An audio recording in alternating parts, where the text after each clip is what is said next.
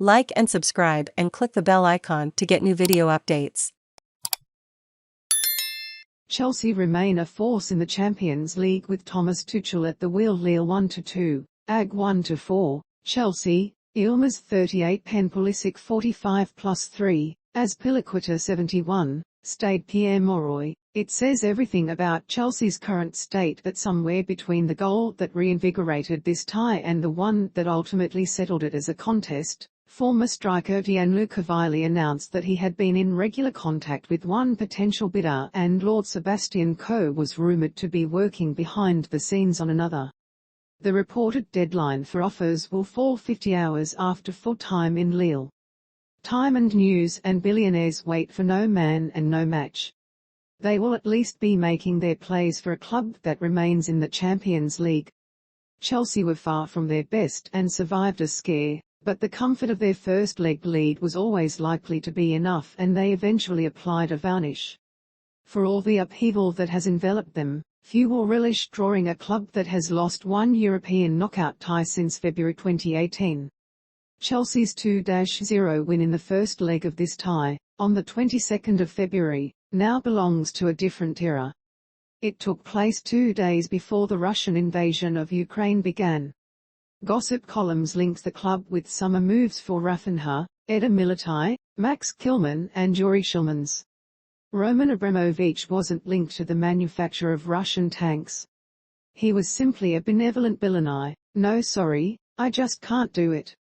You've probably read all the jokes by now. The comedic images of Chelsea struggling to get to Lille. You've probably read all the jokes by now. The comedic images of Chelsea struggling to get to Lille due to the limitations on away travel costs imposed by the government. The minibus careering through Hauts de France with Thomas Tuchel as its driver. The japes on the ferry and the first one to see France competition for squad morale.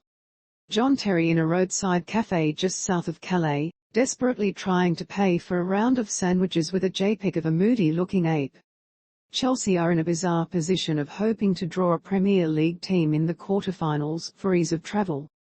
Tuchel must look forward to match days for some light relief. Every day at Chelsea brings new controversy, new off-field news that promises to shape the immediate future of this club on it. Matches come with pressure, but at least it is pressure that Tuchel can have some hope of controlling. His task is to try and soundproof the dressing room, fostering a mood of determined pride to give the club supporters some relief from the news cycle. If this was to be Lille's first Champions League knockout home game in 15 years and is to be their last for goodness knows how long, those in the Stade Pierre Mauroy were determined to make the best of it. This ground has not been at full capacity for a long time. The cheer to welcome the home side out for their warm-up was louder than most English stadia when a goal is scored. By the time referee Davide Massa had awarded them a penalty and Burak Yilmaz had converted it, this corner of French Flanders could have powered the rest of France. Chelsea were sloppy for long periods, or perhaps simply caught between adventure and misadventure by that untrustworthy beast, the 2-goal lead. With Tuchel preferring a 3-5-2 including 3 conservative midfielders that gave them extra defensive security, Chelsea inevitably sat back and invited Lille to break them down.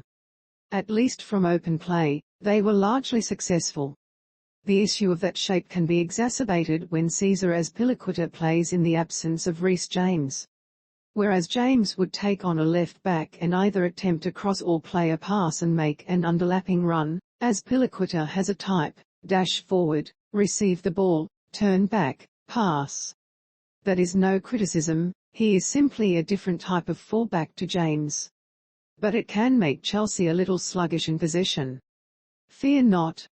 One pass is all it takes with a lead like this, one drop in defensive concentration.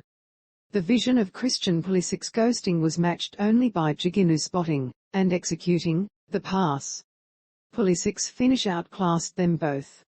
From on high in the Pierre Mauroy it appeared skewed at first, rather just angled wonderfully into the bottom corner.